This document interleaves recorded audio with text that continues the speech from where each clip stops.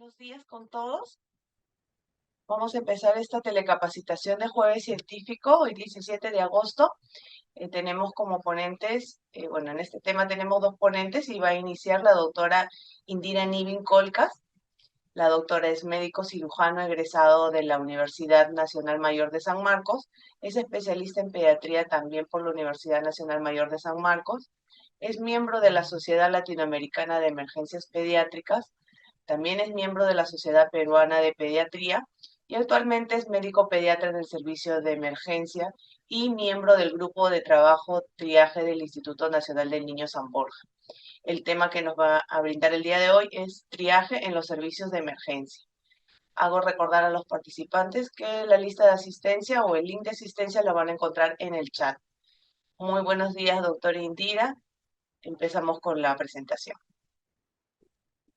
Buenos días, gracias por la invitación. Un saludo cordial a todos los que se han conectado a esta presentación, que esperamos cumpla con los objetivos que nos hemos planteado y sobre todo puedan estar el aprendizaje en beneficio de nuestros pacientes.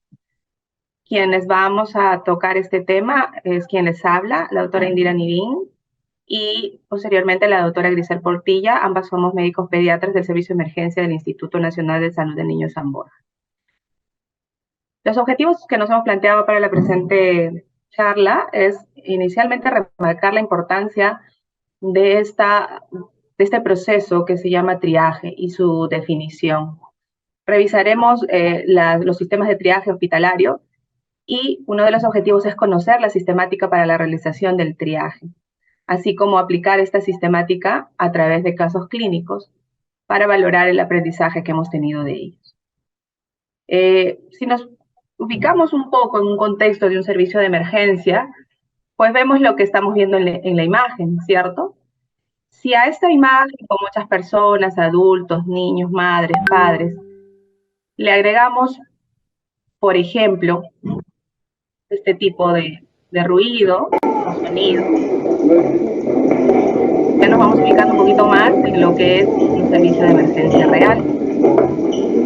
Si además seguimos agregando diferentes sonidos, se traducen finalmente en pacientes que requieren una atención, pacientes que traen una enfermedad consigo y que tienen diferentes expresiones, ¿no? Algunos pueden gritar, otros pueden llorar, otros simplemente no decir nada, y a través de lo que vemos, observamos, podemos ver que tienen alguna dolencia.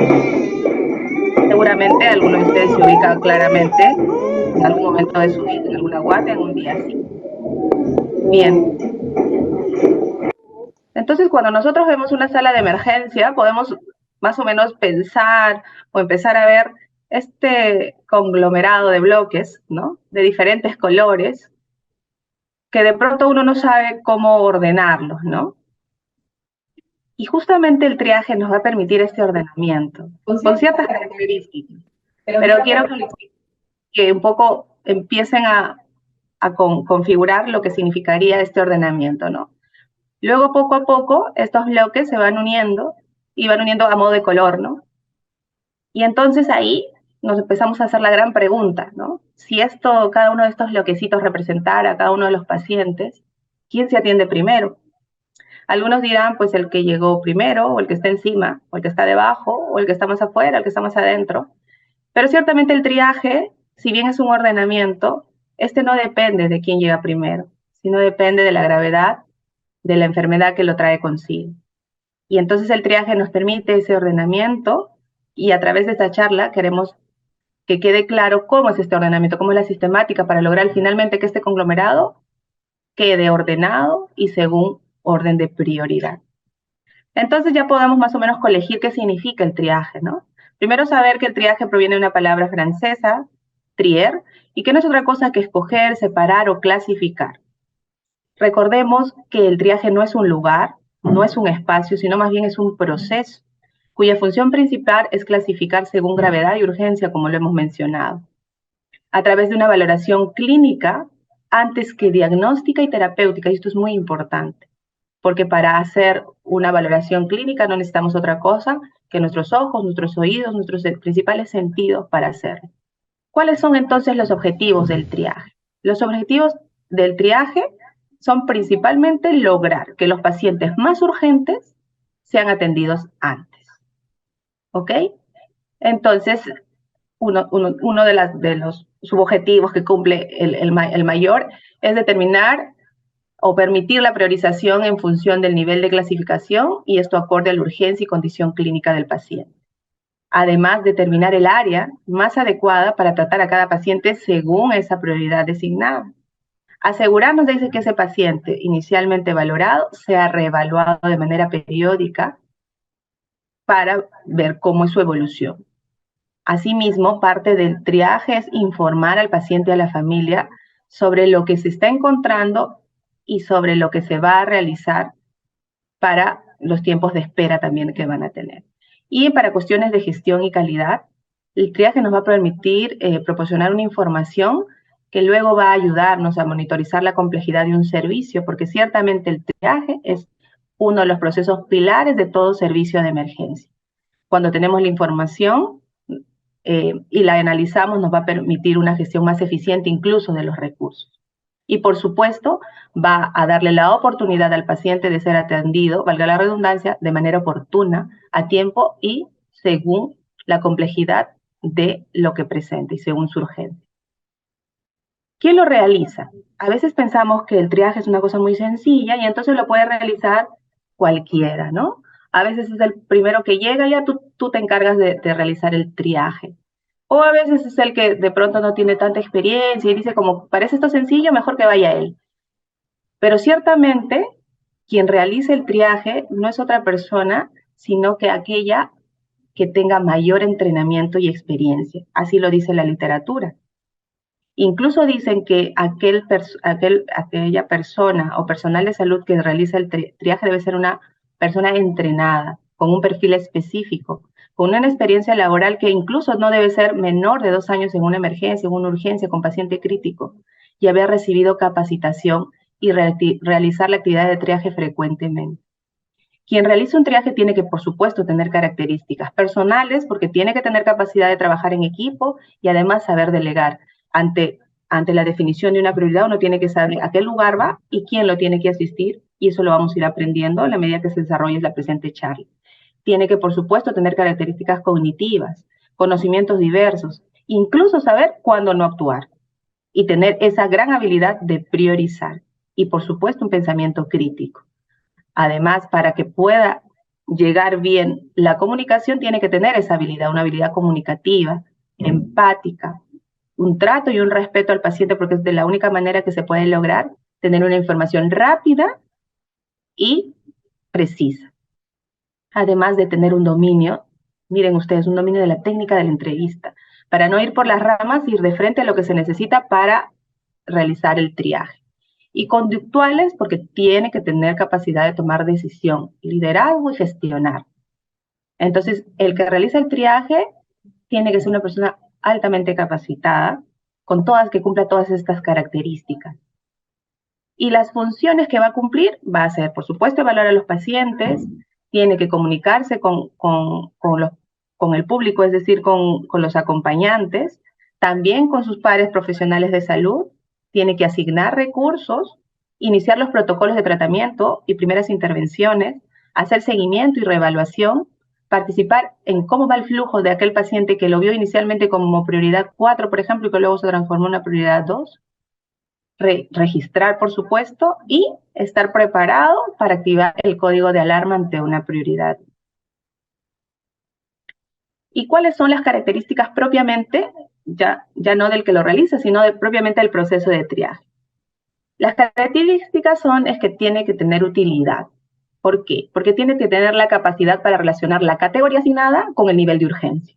Tiene que ser válido, porque la asignación del nivel de triaje tiene que corresponder a aquellos pacientes que realmente tienen ese nivel. Tiene que tener reproductibilidad, porque hay que considerar que esa categorización se cumpla independientemente de la persona o categoría profesional, incluso del lugar donde se aplique. Y por supuesto tiene que ser fiable, ¿no? Para que pueda ser reproducido y para que pueda ser usado de manera global, ¿no? Y si nosotros nos ubicamos en la historia, se darán ustedes cuenta que esto no es nuevo, no es de ahora, eso tiene muchísimos años. Ya en los 1800 un cirujano de la Guardia Imperial de Napoleón, fue el que acuñó este término de triaje en la Guerra de Independencia que se dio en Grecia. Allí, Wilson clasificó a los heridos en leves, graves y fatales. Ya empezó una clasificación porque obviamente había que ver a qué soldado atendíamos inicialmente, ¿no? Luego ya en el continente americano, en la Guerra Civil Americana, ya se hizo un plan de evacuación, miren ustedes, clasificado en niveles. Se ubicaron 3 niveles allí según los metros de campo de batalla, ¿no? Primero, la atención a los lesionados a 100 metros, luego a los pocos kilómetros y luego a aquellos que tenían la capacidad de albergar más de 2.000 o 3.000 heridos, ¿no? Entonces ya estaban haciendo también un nivel de triaje. En la Segunda Guerra Mundial también se hicieron un ensayo de categorización y se dio la primera categoría para heridos leves, luego gravemente heridos y aquellos que necesitaban reanimación, miren ustedes, ¿no? Y la tercera categoría, aquellos que irremediablemente estaban heridos. En Corea, ya por los años 50, se instauró el sistema de transporte por niveles de complejidad, es decir, aquel que requería traslado o transporte, allí fue la primera que se realizó. Y el triaje hospitalario, como más o menos nosotros lo conocemos, empezó alrededor de 1965 por Richard Weinerman, quien empezó con la categorización con las escalas de 3 o 4 niveles, pero sin embargo estas escalas no contaban con la suficiente fiabilidad, relevancia y validez, características que hemos visto que tiene que tener un sistema de triaje. Ya por los 90, se da escalas de 5 niveles de priorización, se configura lo que se denomina el triaje estructurado, y se han hecho diversos estudios que demuestran que efectivamente un sistema de triaje estructurado con categorización hasta 5 niveles es aquel que ha dado mejores resultados. Y es así que a nivel del mundo, pues se han instaurado modelos, ¿no? Modelos de triaje.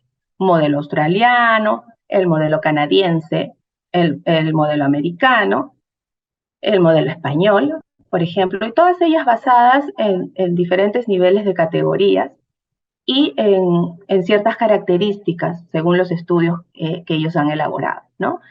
La escala canadiense de triaje y de gravedad para los servicios de urgencia es una de las que consideramos más completa y que tiene su versión pediátrica para efectos nuestros. Una versión pediátrica que está bien desarrollada y que incluso ha habido estudios de fiabilidad de la misma, ¿no? Los modelos de triaje, entonces, todas ellas se han clasificado ya en 5 niveles o categorías, ¿ok? Tienen estudios de validez y fiabilidad, la mayoría de ellos, como la australiana, el ESI, que es la americana, y por supuesto la canadiense, la australiana, perdón, la del sistema español también. Tienen utilización universal, que quiere decir que en su región todos utilizan ese sistema, salvo la española, que por región tienen diferentes, ¿no? Y todos, o más bien, en el caso del Manchester, es basado en algoritmos clínicos.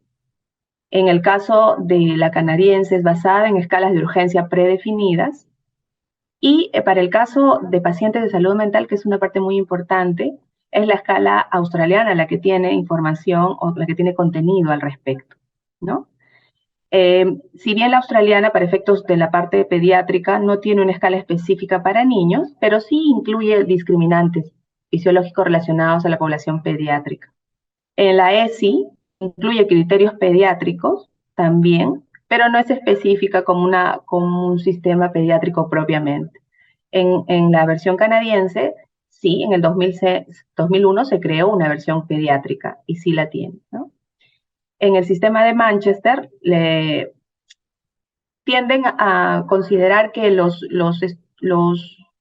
la parte pediátrica hay una tendencia de un sobretriaje, ¿no? Por lo tanto, se tiene que ajustar, pero sí es específica para detectar emergencias o situaciones muy urgentes.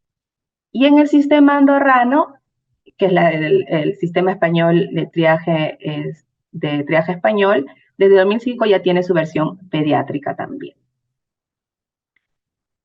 Y cada uno de estos modelos de triaje tiene sus niveles de triaje. Y como les mencionaba, cada uno también le ha dado un nombre y una explicación, una descripción. Todas son muy parecidas en realidad y son basadas obviamente en la necesidad de atención primero al que primero lo necesita.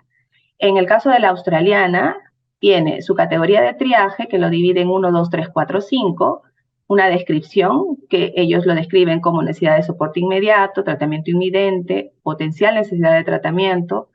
Para el 4 es estable y para el 5 no urgente, con sus tiempos considerados entre de inmediato hasta 120 minutos. ¿No? Para el caso del sistema de Manchester, también tiene una escala de triaje con 5 niveles, y aquí ya le pone incluso el color, ¿no? El color rojo, naranja, amarillo, verde, según el nombre del nivel de la prioridad. En el sistema andorrano también usan los colores, que es una característica también del proceso de triaje. Azul, rojo, naranja, verde y negro uno utilizan ellos. En el sistema, en el ESI, más bien no utilizan colores, lo que utilizan son también del 1 al 5, con nombres que van de resucitación a no urgente. Y la escala canadiense que les mencionaba, que es la escala que es un poco la más completa, la que nosotros consideramos con mayores estudios de fiabilidad, que lo dividen en 5 niveles, entre resucitación, emergente, urgente, menos urgente y no urgente. Pero esto es a nivel mundial, ¿no? ¿Y qué pasa en el Perú? En el Perú, ciertamente, hay mucha variabilidad en cuanto a los sistemas de triaje usados.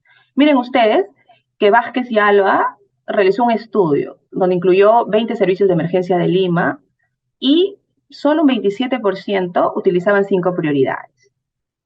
Un 54% 4, un 4 por 5 3 prioridades, y miren ustedes que había 13%, casi 14% que no informaba cuál usaba, o porque no se conocía o porque no se hacía de manera sistemática, ¿no? En la mayoría de establecimientos estaba a cargo de un personal médico, casi un 70%, y el 30% a cargo de enfermería, aunque había un 15% que era realizado por técnicos en enfermería, pero de manera parcial. Según la norma técnica 042, que es la norma técnica de los servicios de salud de emergencia, la única edición, que es la de 2007, establece todavía 4 prioridades de atención. Y la mención de las peculiaridades de la población pediátrica es mínima. ¿Ok? Es en ese sentido que nosotros, en el grupo de trabajo de triaje del Instituto Nacional de Salud de San Borja, vimos que había una necesidad de poder actualizar y poner en contexto de nuestra realidad estos sistemas de triaje estructurados que ya se utilizaban en otras latitudes. Y en ese esfuerzo venimos trabajando, esperando que sigan los procesos para que podamos también generalizar. Hace poquito se hizo un estudio sobre cuánto tiempo antes de la atención esperaban los niños su unidad de emergencia, utilizando las prioridades que hemos mencionado, ¿no? En general, si bien hubo ciertas particularidades con el sistema, con la capacitación o con el conocimiento, sí se considera que hubo un uso de un sistema de triaje estructurado con 5 niveles, donde las prioridades 3, 4 y 5 fueron atendidos en el tiempo de espera recomendado. Las prioridades 2 y 1 también pasan el nivel de lo considerado, pero sin embargo hay que mejorar, ¿no? Y eso básicamente que tiene que ver con la sistemática, porque en este caso se utilizó un sistema informático con los bemoles que puede tener, ¿no? Entonces, sí es importante que tengamos un sistema de triaje que funcione, como bien lo decía, en cualquier lugar, en cualquier espacio, y que cualquier persona que lo realice tenga la misma categorización. Eso va a permitir un continuo tratamiento o un continuo manejo del paciente, ¿no? Y miren ustedes que el triaje, como ustedes saben, en las universidades no nos enseñan, bueno, en mi época no lo enseñaban y creo que hasta ahora sí, así, pero sí a nivel internacional se dan cursos específicos para triaje, para que uno esté calificado en cómo lo tiene que realizar y cómo tiene que hacerlo. En ese esfuerzo, como les comentábamos, nosotros en el instituto desarrollamos en el 2021 un curso taller sobre triaje, con la intención de poder socializar esta información que habíamos sistematizado y planificar y plantear una escala de triaje que pudiera ayudarnos a hacer una clasificación más plural entre todos los trabajadores, ¿no? Pero se dan en España, está muy desarrollado esto también a nivel latinoamericano, se están dictando cursos sobre triaje para poder cumplir esa característica de estar bien capacitado. El triaje pediátrico tiene ciertas características que nos gustaría mencionar. ¿Por qué? Porque el niño no es un adulto en pequeño, ¿no? Es una población especial que tiene sus particularidades. En ese sentido, el triaje pediátrico eh, se menciona que el nivel 1 se presenta más en los niños de menor edad por su mayor vulnerabilidad, como todos conocemos, ¿no? Estos niños, el triaje pediátrico, a diferencia de los adultos, tienen un menor tiempo de estancia y menor consumo de recursos, porque en general son enfermedades agudas, ¿no? Que se resuelven con tiempos no tan prolongados. Y como sabemos, en la población pediátrica, pues predominan los procesos infecciosos y febriles. Y ciertamente, y a propósito de ello, hay una concentración de los motivos de consulta centrados básicamente en este tipo de enfermedades o procesos que principalmente son infecciosos, son febriles y son virales, ¿no? Y esta escala de triaje tiene también 5 prioridades, tiene el color rojo para la prioridad 1, naranja para la prioridad 2, amarillo para la prioridad 3, verde para la prioridad 4 y azul para la prioridad 5. Y tiene un tiempo máximo para intervención en minutos. La reanimación es de atención inmediata. La emergencia tiene 10 minutos como tiempo máximo de intervención, la urgente 30, la menos urgente 60 y la no urgente en realidad es de manejo ambulatorio, ¿no? Recordemos que las prioridades 1 abarcan situaciones muy urgentes de riesgo vital o inestabilidad y comprende a niños con signos vitales que estén alterados mayor o igual a las 3 desviaciones estándar fuera del rango de valor normal. Recordemos que en la población pediátrica utilizamos mucho las desviaciones estándar o los rangos, ¿no? Porque son diferentes grupos etarios y son diferentes características en sus funciones vitales. Y esto me permite anotar algo muy importante. El triaje no es la toma de funciones vitales. Como lo vamos a aprender en el desarrollo de esta charla, es una parte de lo que se realiza dentro de este proceso. En cuanto a la prioridad 2, que se califica o se nombra como emergencia, son las condiciones que amenazan potencialmente la vida. En cuanto a la variabilidad de funciones vitales, aquellas con 2 desviaciones estándar alteradas. La prioridad 3 son condiciones que podrían progresar a un problema severo, que definitivamente por ello requiere una intervención de emergencia. Las prioridades 4 son aquellas condiciones que no comprometen propiamente el estado general, ni representan un riesgo evidente para la vida o la pérdida de un miembro, un órgano en el paciente. Y que si bien no presentan ningún riesgo, sí podría haber una posibilidad de complicación o secuela si no recibiera esa atención. Por eso es calificada como menos urgente y por eso también es valorada para su atención. Y en el caso de la prioridad 5, son aquellos pacientes que pues tienen problemas crónicos, que no presentan deterioro y que incluyen a niños y lactantes con signos vitales normales, ¿no? Toda prioridad, una vez que nosotros hemos designado una prioridad, tenemos que saber que esta prioridad tiene o debe tener un área de destino donde va a realizarse o culminar su evaluación y su atención. Por ejemplo, la prioridad 1 tiene que ir directamente a una unidad de shock trauma. La prioridad 2 a una sala de observación con monitor disponible porque hay que monitorizar a ese paciente. La prioridad 3 puede ir al tópico de pediatría o cirugía dependiendo de la patología que traiga consigo. La prioridad 4 al tópico de emergencia y la prioridad 5 pues es de manejo ambulatorio por consulta externa. Todo paciente que llega a una emergencia que ha sido priorizado puede en cualquier momento de su estancia cambiar su condición y por lo tanto su prioridad. Y en ese sentido, la reevaluación es parte del proceso del triaje. Por ejemplo, la prioridad 1 tiene que ser una reevaluación continua porque hay que reevaluar y actuar y ver cómo hay respuesta, ¿no? Es un paciente que está potencialmente su vida comprometida. La prioridad 2 hay que reevaluarla cada 15 minutos, la 3 cada 30 minutos y la 4 cada 60 minutos. Entonces, cuando nosotros realizamos el proceso de triaje, priorizamos, le damos un nombre a la prioridad, un número del 1 al 5, con esta prioridad le designamos el área de destino y también el tiempo que le corresponde para su reevaluación. Como parte de la característica del que hace el triaje es la comunicación, esta comunicación tiene que ser estrecha, tanto con el personal de enfermería o médico con el que estamos trabajando, así como con los familiares que lo acompañan. En el caso pediátrico siempre va con un familiar. Explicarle cuál es la prioridad, dónde va a ser atendido y en qué momento se va a reevaluar. Y pedirles que si vieran algún cambio en la condición del paciente, eso lo tienen que manifestar, porque un paciente con una prioridad 4 pudiera pasar a la 3, de la 3 a la 2, etcétera, ¿no?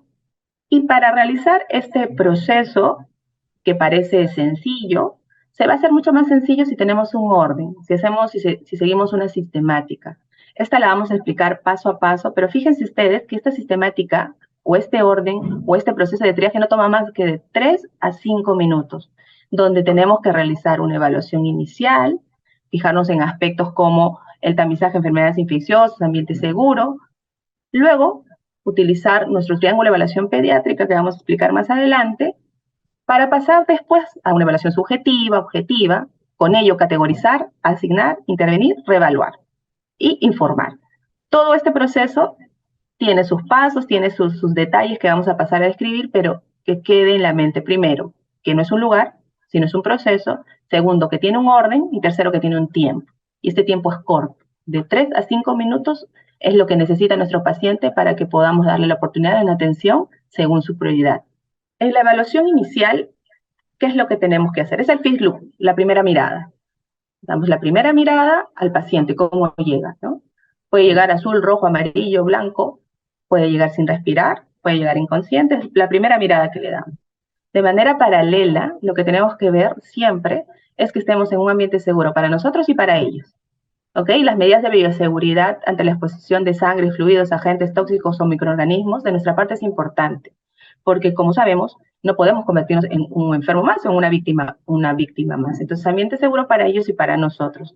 Y de manera paralela hacer lo que es el tamizaje de enfermedades infecciosas, porque existen ciertos lugares donde lo hemos vivido en la época que hemos tenido COVID o en la época donde hay picos respiratorios, enfermedades respiratorias, donde sí podemos hacer la atención diferenciada. Una vez realizada esta evaluación inicial, ambiente seguro y tamizaje, que casi todo es paralelo, la consulta obviamente es verbal, ¿no? Evaluamos lo que es el triángulo de evaluación pediátrica, ¿no? En el triángulo de evaluación pediátrica vemos lo que es la apariencia, el lado del trabajo respiratorio y lo que es el lado de la parte de circulación cutánea. Calificamos si el triángulo de evaluación pediátrica está estable o no está estable en dependencia de la alteración de alguno o todos los lados de este triángulo. Eso sería lo primero. Lo segundo, hacemos la evaluación subjetiva, que no es otra cosa que un poco rescatar lo principal de la entrevista. Por eso es que el que hace triaje tiene que tener una capacidad de hacer una entrevista adecuada. Allí hacemos, mediante este recordatorio, preguntamos por los síntomas a través de la S, es el sample, ¿no? Alergias, qué medicamentos ha tomado, viene tomando, si tiene patologías previas, si ha ingerido alimentos y cuál es el evento asociado que lo llevó a la emergencia. Seguimos posteriormente con una evaluación objetiva, donde miren ustedes recién que tomamos funciones vitales. Y además hacemos la evaluación neurológica rápida con el ABDI, ¿no? Para valorar si el paciente está alerta, si responde a la voz, si responde al dolor o por el contrario está inconsciente. No utilizamos la escala de Glasgow porque sabemos que esta escala viene más relacionada con traumatismos encefalocraneanos. Una cosa importante que se evalúa en la parte objetiva es el dolor a través de las diferentes escalas del dolor que dependen también del grupo etario. Para nuestro caso específico y en general, preguntamos por las discrasias sanguíneas de diferentes pacientes que tengan un problema hematológico de fondo, por ejemplo, y si es que se trata de un paciente con algún trauma, ¿cuál ha sido el mecanismo de lesión? Porque eso también nos va a permitir, a pesar de que veamos a un paciente estable, configurar solo por el mecanismo de lesión una prioridad. Solo por el dolor, también una prioridad. Y darle una importancia a aquellos pacientes que tengan alguna enfermedad asociada como una discrasia sanguínea, por ejemplo. Luego de tener esa información rápida, que vamos a estar preparados para categorizar al paciente, es decir, designarle su prioridad. Y una vez designada la prioridad, para asignarle el lugar donde va a ser atendido. Y el tiempo máximo, y también para hacer una intervención inicial, ¿no? Si hay un paciente que llega con algo, tenemos que hacer una primera intervención, no esperar a terminar todo el proceso, ¿no? Ahí se aplican medidas generales, farmacológicas, incluso la sola entrevista con calmar al paciente puede ser una intervención. Y, por supuesto, como hemos conversado, la reevaluación. ¿Y cuánto toma toda esta sistemática? Que nosotros lo hemos puesto en 7 puntos, de 3 a 5 minutos. En 3 a 5 minutos podemos tener este proceso realizado con una categorización y a medida que lo realizamos una y otra vez y a medida que cada uno del equipo lo realice y tengamos este orden, todo fluye de manera más rápida. Muy bien, hasta aquí es lo que he querido compartir. Vamos a seguir con la charla. Le doy pase a Belinda para que presente a la siguiente ponente. Gracias por su atención. Muchas gracias, doctora. Bueno, damos pase a la doctora Grisel Portilla Uribe. La doctora es médico cirujano, egresado de la Universidad Nacional Mayor de San Marcos. Es especialista en pediatría también por la Universidad Nacional Mayor de San Marcos. Es miembro de la Sociedad Peruana de Pediatría.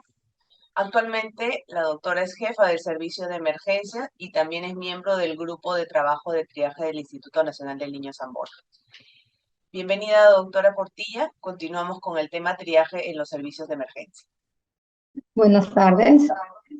Antes de continuar con la presentación, solamente recalcar unos puntos importantes.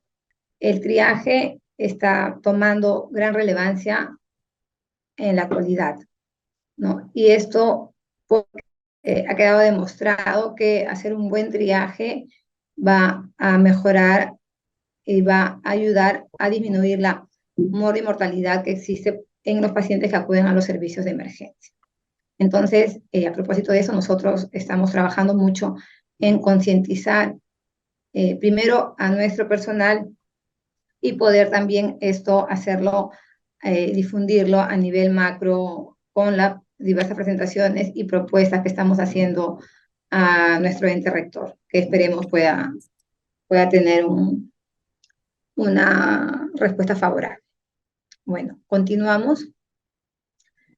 Para continuar la presentación vamos a seguir mostrando lo que es el algoritmo de triaje en los servicios de emergencia.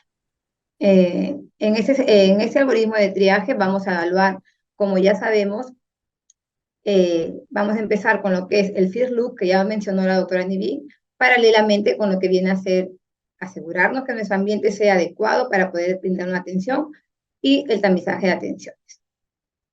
Nuestra evaluación inicial se va a basar, como ya sabemos, ya hemos hablado, en el triángulo de evaluación pediátrica, el cual cuenta con 3 lados: la apariencia, el trabajo respiratorio y la circulación. Entonces nosotros nos vamos a preguntar, ¿nuestro paciente tiene algún lado del triángulo alterado? Si tenemos solamente 2 respuestas, o sí, o una respuesta que sea negativa. Si la respuesta es no, vamos a tener que pasar a un siguiente punto de la evaluación. Vamos a realizar una evaluación subjetiva, que ya lo mencionaron, recordemos, mediante la mnemotecnia SAM, ¿no? Verificamos cuáles son los signos y síntomas por los cuales el paciente está consultando por la emergencia, si tiene algún tipo de alergia, si toma alguna medicación, alguna patología previa, cuál es el tiempo de ayuno y si hay un evento asociado que haya ocasionado el motivo de consulta actual. Si vemos que nuestro paciente, por el triángulo de evaluación pediátrica, es un triángulo estable y además no tiene ninguna respuesta positiva a nuestra evaluación subsecuente, podemos decir con total seguridad que este es un paciente con prioridad 5. Y como ya lo mencionaron, ¿cuál es la conducta a seguir? Paciente que debe ser evaluado y visto de manera ambulatoria.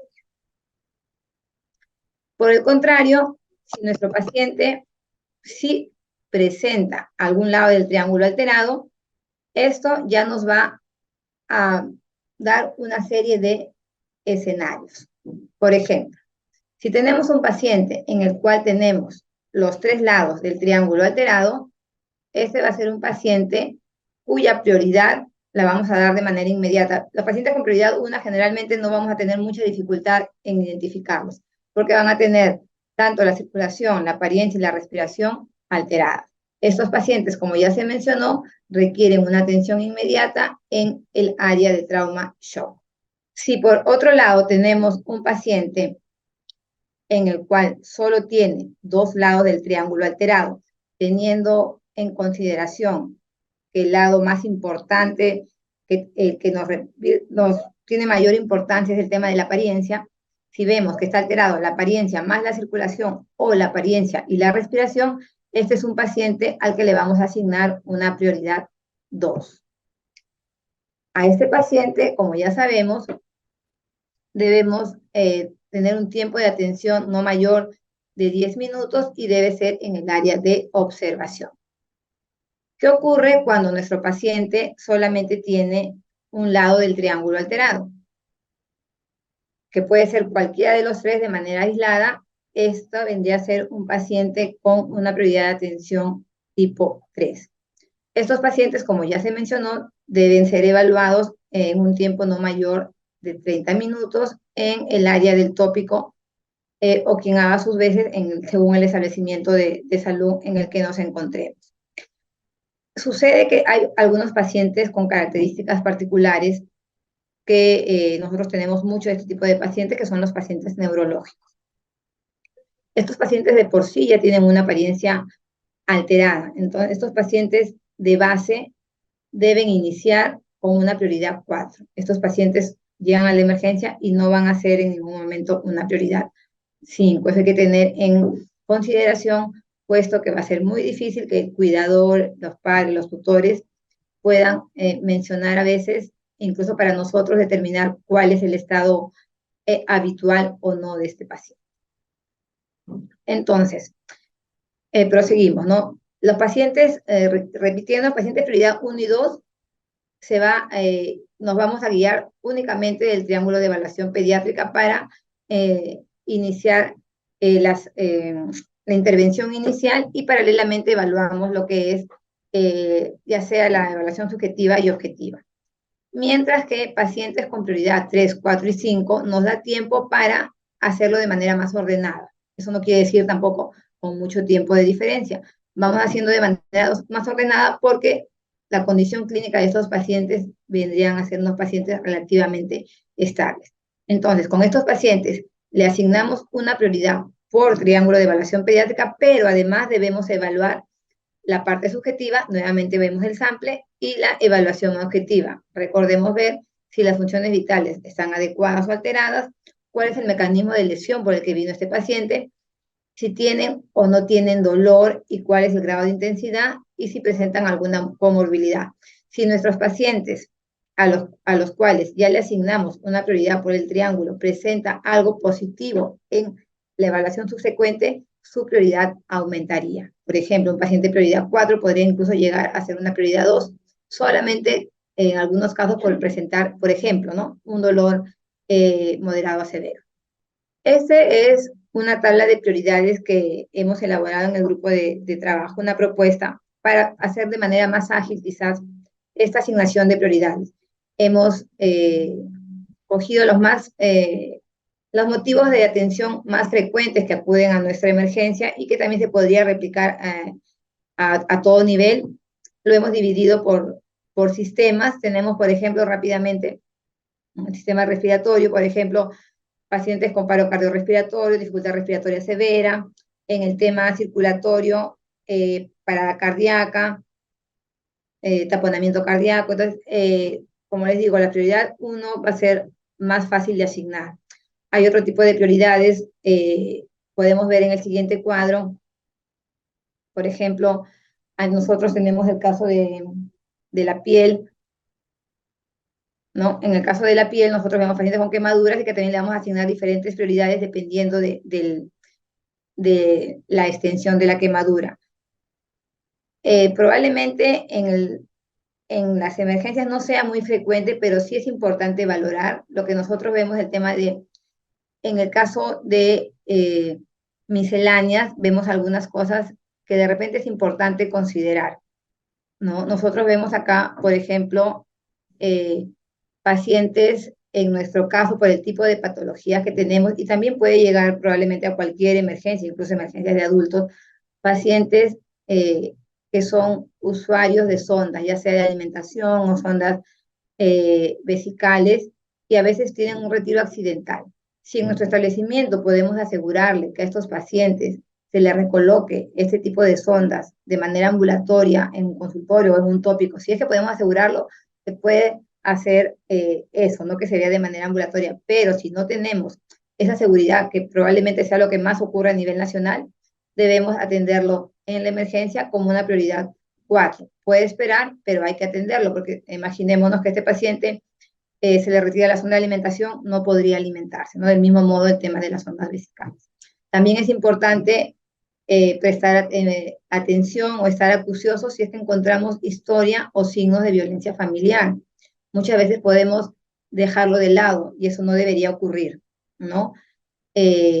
Porque debemos dar la alerta, atenderlos y ver cuál podría ser la conducta a seguir con estos pacientes.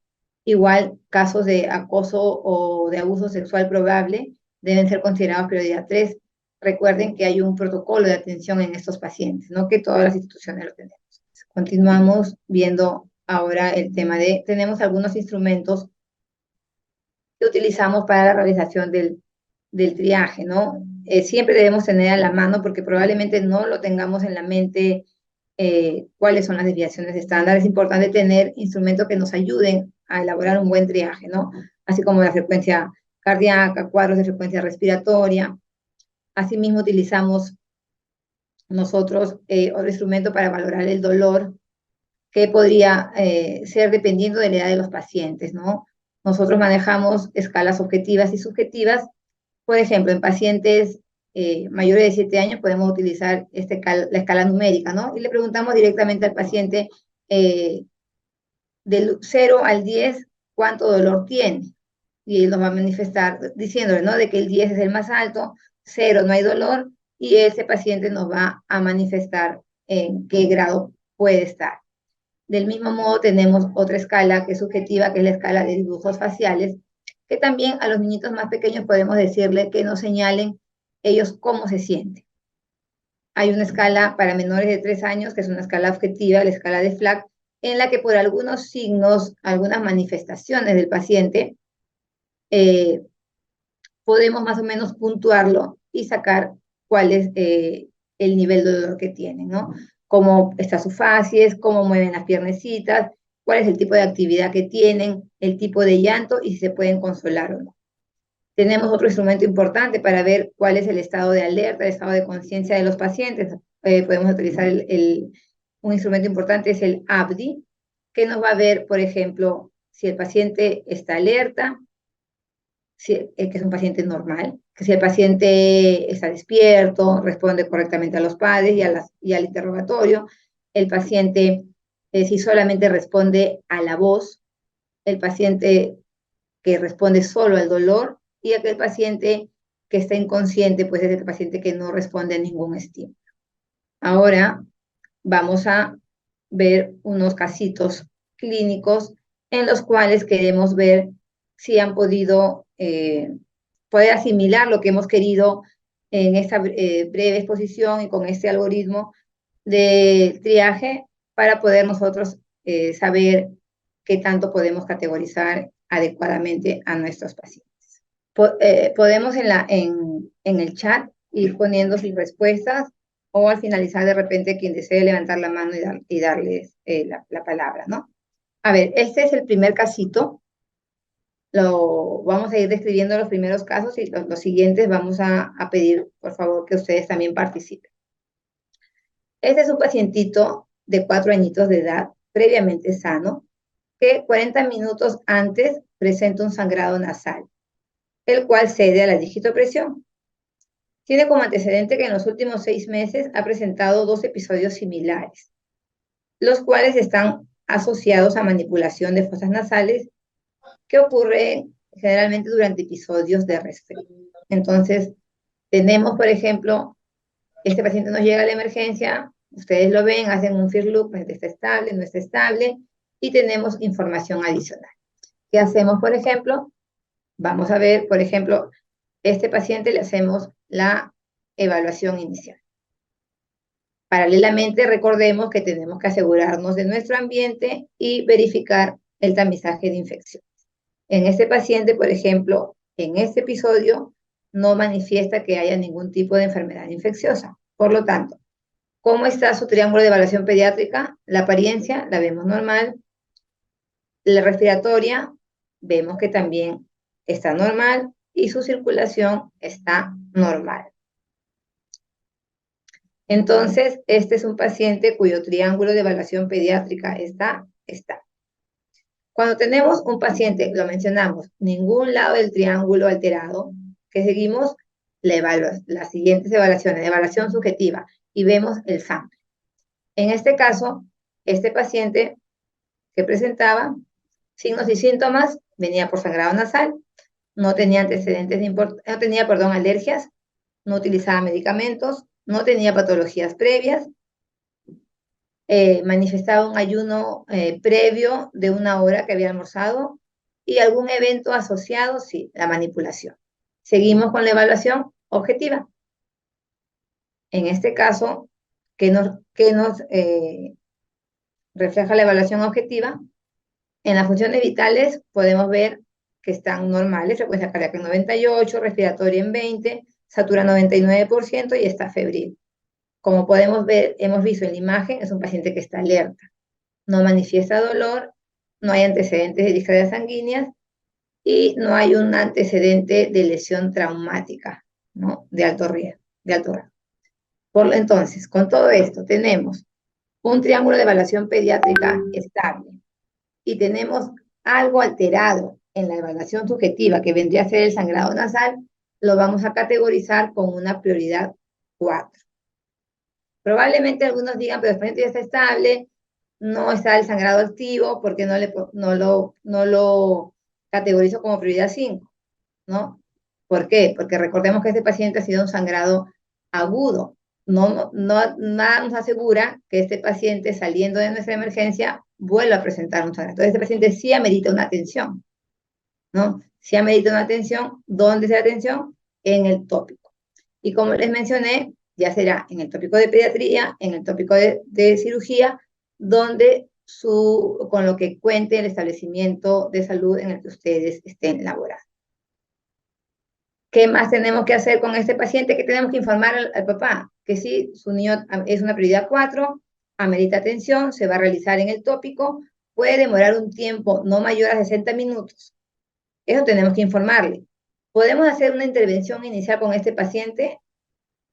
Sí, ¿qué podríamos ir haciendo en el triaje?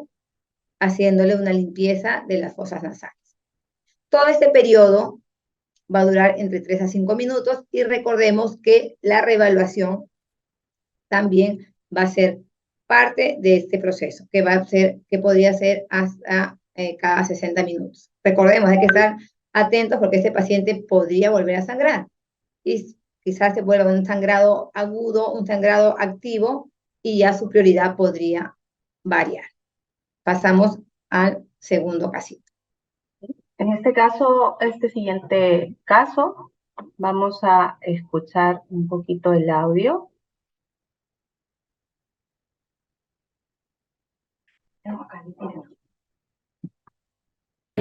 Mira, escúchame.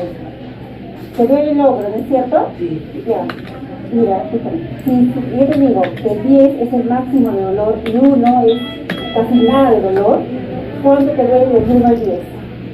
Ahora sí, entre 6 y 7. Entre 6 y 7. O sea, no tan fuerte. Por tiempo me duele fuerte, por tiempo cuando un poco así como de brazo. Solamente cuando lo mueves un poquito. Sí. Mira, escúchame. Se ve el hombro, ¿no es cierto? Sí. Ya. Mira, escúchame. Si yo te digo que el 10 es el máximo de dolor y 1 es casi nada de dolor, ¿cuánto te duele del 1 al 10? Ahora sí, entre 6 y 7. Entre 6 y 7. O sea, no tan fuerte. Por tiempo me duele fuerte, por tiempo cuando un poco así como de brazo. Solamente cuando lo mueves un poquito. Sí, pero hace rato, porque hace rato cuando me caí empecé a caer. Bien, como Me ven, dolía este bien feo. jovencito está manifestando ante la pregunta de la licenciada cuál es su escala de dolor, ¿no? Es un paciente de 16 años que la historia cuenta que acude porque hace 1 hora antes, mientras jugaba fútbol, se golpeó con el arco en la región del tórax y del brazo izquierdo, presentaba dolor intenso y dificultad para la movilización de dicho miembro. En el colegio lo inmovilizan parcialmente y lo envían a la institución. Es así que ese paciente llega a la emergencia y hacemos otra vez la sistemática de triaje, ¿no? La evaluación inicial, la primera mirada, vemos que el paciente no luce comprometido, pero sí que tiene pues una una sujeción del bracito por algún motivo. Verificamos que el ambiente sea seguro, el ambiente es seguro. Si es seguro, rápidamente en el tamizaje no se menciona dentro de la historia que haya estado con cuadro infeccioso intercurrente. Valoramos la apariencia, vemos que es normal, vemos que el lado del trabajo respiratorio no tiene trabajo respiratorio, y en la parte de circulatoria tampoco, de circulación cutánea tampoco está alterada, ¿no? Luego pasamos y podemos decir que entonces nuestro triángulo de evaluación pediátrica es un triángulo estable. Pasamos por ello a la evaluación subjetiva, porque es un paciente que tiene el triángulo de evaluación pediátrica estable, y ahí vamos a realizar el sample, ¿no? Dentro de lo subjetivo, sabemos que tiene dolor, incapacidad funcional, no tiene alergias, no ha tomado medicamentos, es un niño que previamente es sano, no tiene enfermedades asociadas. Hay la historia de que tomó el desayuno hace 3 horas y el evento que desencadenó que acudiera a la emergencia fue el golpe contra el arco en el brazo, ¿no? Pasamos a la evaluación subjetiva, donde empezamos a valorar lo que son los modificadores. En este caso, las funciones vitales vemos que están estables, no hay distrés, ¿no? Aparentemente es un dolor que ha disminuido porque tampoco tiene taquicardia. En la evaluación neurológica vemos que es un paciente alerta, y en el dolor él manifiesta en la escala subjetiva, numérica, que tiene su escala es 6 a 7/10, ¿no? Que tiene el dolor. No hay displasia sanguínea y el motivo de lesión fue una contusión del miembro superior izquierdo, ¿ok? Ya con esta información valiosa tenemos la posibilidad de decir la prioridad. En este caso es un paciente con una prioridad 3, y esto en dependencia de la manifestación del dolor, ¿no? De la escala del dolor manifestada por el paciente. Y que probablemente pues tenga la contusión sea una fractura, por eso es que tenga el dolor moderado. Este paciente tiene que ser atendido, por supuesto, en el tópico.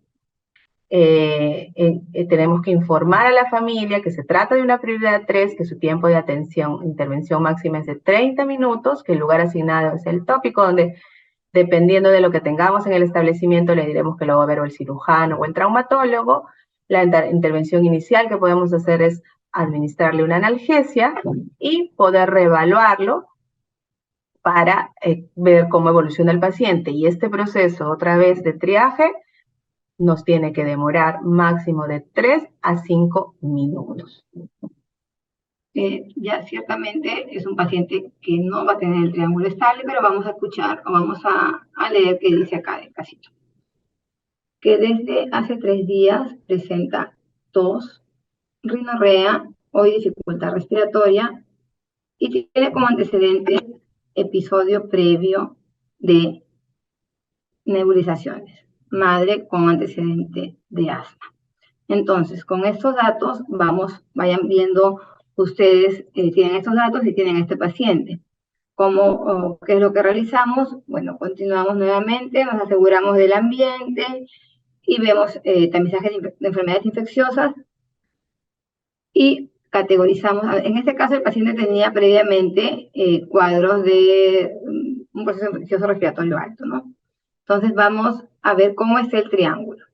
La parte de la apariencia, como vemos un paciente que está alerta, ¿no? O sea, aparentemente no está alterado. La respiratoria está alterada y la circulatoria también está alterada, porque si se dan cuenta es un paciente que luce incluso un poco pálido. Entonces, este es un triángulo de evaluación pediátrica alterado. Tenemos 2 lados del triángulo alterado. Cuando tenemos 2 lados del triángulo alterado, categorizamos inmediatamente, como pueden ir escribiendo en el chat, le vamos a dar la prioridad 2, ¿no? 2 lados del triángulo alterado es una prioridad 2. Bien, Evelyn. Vamos a hacer ahora este paciente, secundariamente, ¿qué hacemos? Lo asignamos un ambiente de atención que va a ser el área de observación en un tiempo no mayor de 10 minutos. Recordemos, paciente con 2 lados del triángulo alterado, asignamos la prioridad y de manera simultánea vamos haciendo la intervención y valorando los modificadores. Entonces, en ese paciente, la intervención inicial, ¿cuál sería? Oxigenoterapia, ¿no? ¿Por qué? Porque ya vamos viendo de manera paralela, como les hemos mencionado, en el caso de la evaluación subjetiva, es un paciente que tiene tos y dificultad respiratoria. ¿Tiene alguna alergia? Ninguna. No utiliza medicamentos. Como antecedentes, tiene broncoespasmo a repetición. Su última comida fue la noche previa y no tiene ningún evento asociado al cuadro actual. Tiene como evaluación objetiva la frecuencia cardíaca está en 116. Si nos damos cuenta, si vemos las tablas, está alterada para la edad que tiene el paciente, sobre todo es un paciente que está febril. Una frecuencia respiratoria también elevada, satura 91%. Por eso, de manera paralela, se ha ido colocando el oxígeno. El paciente no tiene manifestaciones de dolor, no hay antecedentes de displasia sanguíneas y no tiene un mecanismo de lesión. Entonces, recordar, pacientes con prioridades 1 y 2, la intervención inicial es de manera simultánea con la evaluación de los factores modificadores. Nosotros como de ser de una forma didáctica vamos haciéndolo de manera ordenada, pero si tenemos pacientes prioridades 1 y 2 con el triángulo de evaluación pediátrica, debemos intervenir de manera paralela. Entonces, ese paciente se informa igual de manera paralela a los familiares dónde va a ser atendido, qué se le está haciendo. Todo esto en un tiempo no menor de 3 a 5 minutos y con una reevaluación cada 15 minutos, como se mencionó en la ponencia previa. Recordemos, incluso hasta la intervención inicial o las indicaciones de esa intervención no deben sobrepasar los 5 minutos. Vamos al siguiente caso. En el siguiente caso es el caso 4. Les pedimos que presten atención. Señor, cuando su bebé está deshidratado y usted sabe, cuando pierde mucho, se tiene que traerlo. No esperar a que se ponga, está bien deshidratado. ¿Dónde vive usted, ceñito? En Huaycán, señorita. Y tiene el hospital de Huaycán allí por último, lo atienden, le ponen su vía, lo hidratan y lo traen para acá en la ambulancia. Por supuesto, señora. Muy bien, ven que es un bebé, la historia nos relata a un bebé varón de 10 meses, cuyo antecedente es que es un paciente ileostomizado desde los 3 meses. Y la madre está preocupada porque llora y se agita. Desde el día previo, pero ahora dice que ya no se calma, está lactando poco, y hay una historia de hace 2 días con tos, congestión nasal, deposiciones líquidas, vómitos y fiebre. Y en las condiciones que ustedes ven es como llega, ¿no? Llega al paciente por momentos con un quejidito. En la sistemática empezamos por la evaluación inicial. Nuestro FISLUC nos ha dicho que este es un paciente que realmente está comprometido, ¿no? La primera evaluación nos habla de un paciente que luce deshidratado, con distrés respiratorio, que es lo más probable que tenga, el triángulo de evaluación pediátrica ya está en nuestra cabeza, alterado por lo menos dos lados, ¿no? Hemos verificado que el ambiente sea seguro, ese paciente estaba en el área de observación. Hay la historia de hace 2 días que ha tenido cuadro respiratorio alto, incluso asociado a diarreas. Vemos que la apariencia está alterada, ¿no? Está como que por momentos hipoactivo, irritable, medio somnoliento. Tiene trabajo respiratorio, se escucha un quejidito, y si probablemente empleábamos un poquito la toma, veríamos que quizá también hay trabajo respiratorio con un poco de tiraje, y la circulación cutánea está alterada. Vemos un paciente que está pálido, con ojos hundidos, ¿no? Entonces, ciertamente esto es un paciente que tiene un triángulo de evaluación pediátrica alterado. Y ya de antemano es un paciente que mínimamente, o que más bien es un paciente con una prioridad 1, ¿no? Este paciente tiene que ingresar con una atención inmediata al área de shock trauma, donde se tiene que realizar de manera inmediata la intervención, ¿sí? Y de manera paralela, como mencionaba la doctora Portilla, lo que tenemos que hacer es ir tomando y terminando de hacer nuestra sistemática de triaje, ¿no? Mientras vamos haciéndole un acceso vascular, colocándole hidratación, ¿qué es lo que vamos a hacer? Ir preguntando, ¿qué pasó, señora, no? Que ahí rescataremos que tuvo las deposiciones líquidas, que vomitó, que había tenido fiebre, que no hay afortunadamente ninguna alergia, que había sido medicado con clenbuterol e ibuprofeno, su antecedente de importancia, que tiene una ileostomía por una obstrucción intestinal, había lactado en muy poca cantidad hace 2 horas, y que, bueno, el motivo que lo trae a la emergencia es que la mamá lo ve pues medio lloroso, ¿no? Fastidiado, sin saber que en realidad el paciente estaba realmente crítico, ¿no? Y ya la evaluación subjetiva para valorar los modificadores, vemos que efectivamente es un paciente que está febril, con 38,5, taquicárdico, tanto por la fiebre como por la deshidratación que presenta, tiene una frecuencia respiratoria elevada para su edad, pese a que sí satura adecuadamente, ¿no? Esto más parece asociado al todo el problema de deshidratación. La escala en la evaluación neurológica responde a la voz, ¿no? No impresiona que tuviera dolor, no hay displasia sanguínea, no ha habido motivo de lesión que se haya mencionado. Es como vemos una prioridad 1 de atención inmediata y que su reevaluación pues es constante, ¿no? Y otra vez, esto no nos tiene que haber tomado más de, su reevaluación es constante y continua, y no nos tiene que haber tomado más de 3 a 5 minutos. Y queremos enfatizar en lo siguiente: el paciente con prioridad 1, prioridad 2, tiene que ser atendido y de manera paralela hacer todo lo demás. No es que llegue el paciente con prioridad 1, vemos que es una prioridad 1 y empezamos a tomar las funciones. Empezamos a intervenir, a preguntar y a hacer. Y ir continuamente reevaluando su estado. Y ya ir configurando luego los detalles para más o menos entender de qué tipo de paciente estamos tratando, ¿no? De 3 añitos de edad, que viene porque se golpea la región nasal como la cocina, y consecuencia de esto sufre quemadura en el brazo derecho. Podemos apreciar incluso en el video, ahí podemos hacer nuestro first look, ¿no? Vemos una paciente que está alerta, no se le ve con dificultad respiratoria, aparentemente se le ve una paciente estable. Vamos a ver la sistematización de nuestro triaje. Recordemos, ya vimos el first look, vamos haciendo una unidad clínica en nuestra cabecita. Recordemos siempre asegurarnos que el ambiente sea seguro para nosotros también. Tamizaje de enfermedades infecciosas de manera paralela, que en este caso no había ningún dato.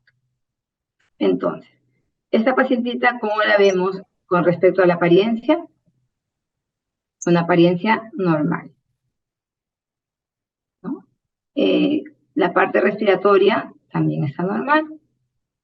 Y la circulación normal, ¿no? Efectivamente es lo que podíamos ver en el videito, ¿no? Una paciente que luce normal, salvo las lesiones que presentaba, en general es una paciente cuyo triángulo de evaluación pediátrica es estable. Entonces, recordemos, según el algoritmo, cuando tenemos un paciente con el triángulo estable, ¿qué tenemos que hacer? Tenemos que evaluar los modificadores.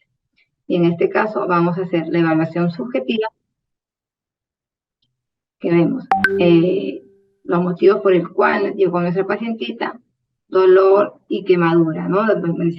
Manifestaba que se había quemado y que presentaba dolor. No tiene alergias, no recibe medicamentos, no hay antecedentes de importancia, almorzó hace 1 hora. Y un evento que tiene además asociado es la herida que se hizo por el golpe, ¿no? Vemos la evaluación objetiva, frecuencia cardíaca en 110, respiratoria en 24, saturación 98, temperatura 36,4. El estado de conciencia, vemos que es un paciente, está en alerta. Cuando se le manifiesta las caritas, la nenita manifestó que sí presentaba dolor, ¿no? No hay antecedentes de descargas sanguíneas y el mecanismo de lesión fue la quemadura y la contusión. Si evaluamos nuestro triángulo de evaluación pediátrica con nuestros modificadores, ¿qué prioridad podríamos asignarle? A ver, chicos, y que nos pueden escribir al chat, estamos atentos. Augusto, no te preocupes, que en breve vamos a contestar tu pregunta. Según lo que comenta la doctora en este caso, si nos pueden responder qué prioridad creen que podemos considerar. Recuerden, tienen 3 lados del triángulo estable. El triángulo es un triángulo estable. Y según los modificadores, la paciente viene por dolor y sí, pues que lo manifiesta en el dibujo de caritas. ¿Tenemos alguna respuesta? Janet nos comenta prioridad 3, Tatiana también prioridad 3. A ver, Janet y Tatiana, prioridad 3, efectivamente. Y a ver, Janet y Tatiana, este paciente, ¿dónde tendría que ser atendido, por favor? ¿Cuál sería el lugar asignado, la asignación? O tal vez César también se anime a responder. O quien se anime, los estamos leyendo, siguiendo. Tópico de cirugía nos menciona Evelyn. A ver, veamos. Efectivamente, el paciente, su asignación es en el tópico. En nuestro caso, sí tenemos un tópico de cirugía, pero como le digo, el tópico va a depender de qué es lo que cuente nuestro establecimiento de salud, ¿no? ¿En cuánto tiempo debe ser atendido ese paciente? ¿En cuánto tiempo, chicos, tendría que ser atendido? O quienes nos estén escuchando. Es una prioridad 3 que va a ir al tópico, que puede ser tópico de cirugía si lo tenemos, o el tópico que utilizamos mixto a veces. ¿En cuánto tiempo tendríamos que, sería el tiempo máximo? 30 minutos, menciona María. Efectivamente. ¿Alguna intervención inicial podríamos realizar en este paciente? ¿Qué podríamos hacer con este paciente como intervención inicial?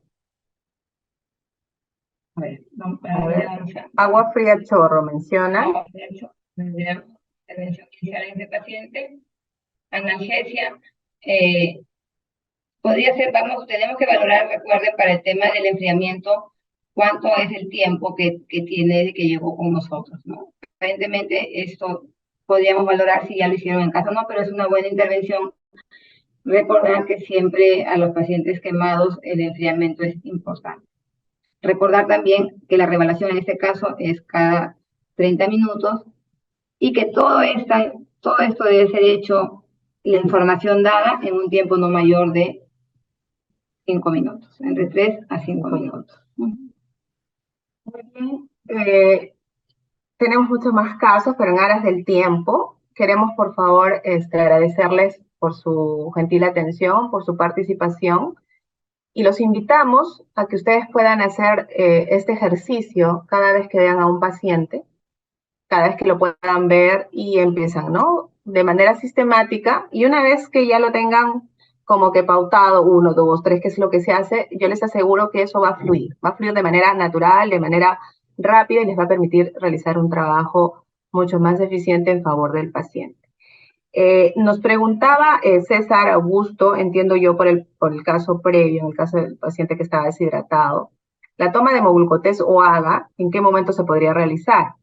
En realidad, la toma de los exámenes se puede realizar en el momento que sea posible, ¿sí? En este caso, el hecho que tengamos un hemoglucotés o un AGA no va a determinar para efectos, ojo, estamos hablando de triaje, ¿ok? De triaje, que es la primera evaluación que hacemos, no va a tener gran repercusión, ¿no? No va a tener gran repercusión para determinar la prioridad, asignarle lugar o hacer la intervención inicial, César, ¿no?